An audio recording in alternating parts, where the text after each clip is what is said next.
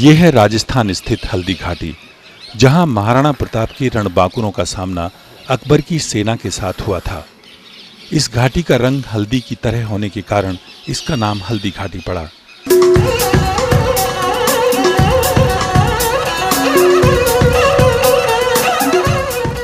ये लड़ाई कई मायनों में खास थी। जहां अकबर के लिए ये सामरिक सुरक्षा के लिए महत्वपूर्ण था, वहीं प्रताप के लिए ये क्षेत्र स्वाभिमान का भी प्रतीक था। इस युद्ध का दिलचस्प पहलू ये था कि अकबर के सेनापति जयपुर के राजा मानसिंह थे, वहीं महाराणा प्रताप की सेना का नेतृत्व हाकिम खान ने किया था। हल्दी घाटी का युद्ध एक दिन का युद्ध था। 18 जून 1576 महाराणा प्रताप और अकबर के बीच में। मगर इस युद्ध में अकबर खुद लड़ने आता नहीं है, उनकी तरफ से जयपुर के राजा मानसिंह को सेनापति बनाकर भेजते हैं।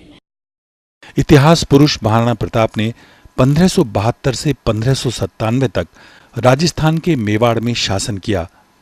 मुगल सम्राट अकबर की सेना से महाराणा प्रताप ने 18 जून 1576 को अरावली की पहाड़ियों में स्थित हल्दी घाटी में प्रसिद्ध लड़ाई लड़ी। ये लड़ाई कोई मामूली लड़ाई नहीं थी। इससे भारत का भविष्य तय होना था, क्योंकि लगभग देश के सभी छोटे बड़े राज्यों और रियासतों पर अकबर की सेना का कब्जा था, या फिर राजाओं ने अकबर की अधीनता स्वीकार कर ली थी। लेकिन महाराणा प्रताप को अपना स्वाभिमान और अपनी स्वतंत्रता प्यारी थी, और इसके लिए वो कुछ भी कर गुजरने को तैयार थे। इन मुगलों को पहाड़ों में लड़ने का अभ्यास नहीं था, तो मुगल सैनिक यहाँ से लड़ते हुए 3 किलोमीटर पीछे हट जाते। तो यहाँ से 5 किलोमीटर दूर खमनोर गांव है श्रीनाथ रोड पर, तो वहाँ पर इनकी रिजर्व फोर्स थी मुगलों की पहले से। तो रिजर्व फोर्स और प्लेन एरिया, तो वहाँ इनकी ताकत बढ़ जाती मुगलों की। तो 7 घंटे का घमासान युद्ध होता वहाँ पर, और 7 घंटे में दोनों तरफ से 18,000 सैनिक शहीद हो जाते हैं। खून, लाश, पानी से पूरा एरिया भर जाता है वहाँ का। तो इतिहासकारों ने उस जगह का नाम दिया रक्त तलाई। हल्दी घाटी की प्रसिद्ध लड़ाई के महानायक महाराणा प्रताप अगर अपने शौर्य के लिए जाने जाते हैं, तो उनका घोड़ा चेतक अपनी स्वामी भक्ति के लिए पहचाना जाता है।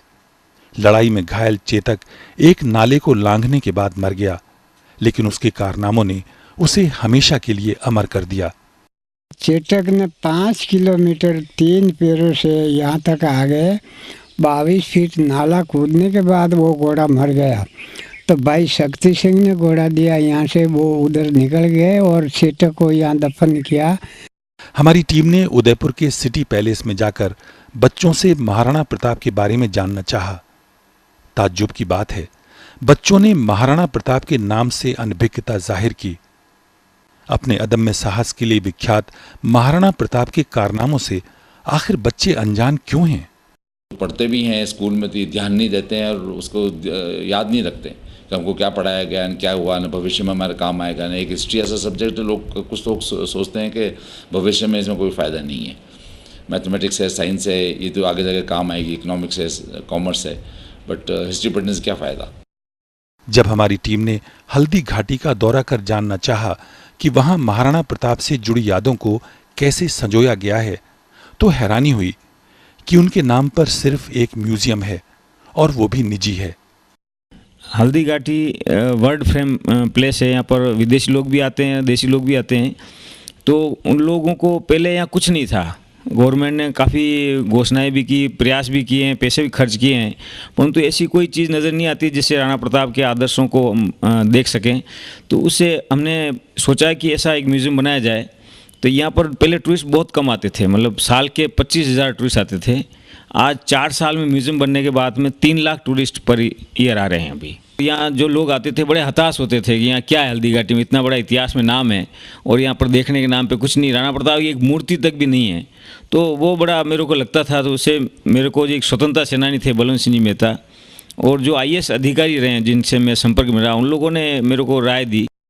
महाराणा प्रताप जो प्रतीक हैं शौर्य के, जो प्रतीक हैं स्वाभिमान के, जिनका उल्लेख है वीर गाथाओं में, जिनकी प्रेरणा से आज़ादी के दीवानों ने अपने प्राणों को न्योछावर किया और आज़ादी दिलाई।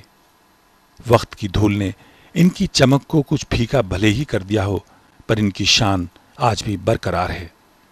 महाराणा प्रताप जो कभी मुगलों के अधीनता स्वीकार नहीं किया और बहुत से दुख झेले, आने वाले भविष्य में वो नौजवानों के लिए प्रेरणा स्रोत बने रहेंगे। प्रदीप कृष्ण के साथ विनोद कुमार चौधरी, उदयपुर, राजस्थान।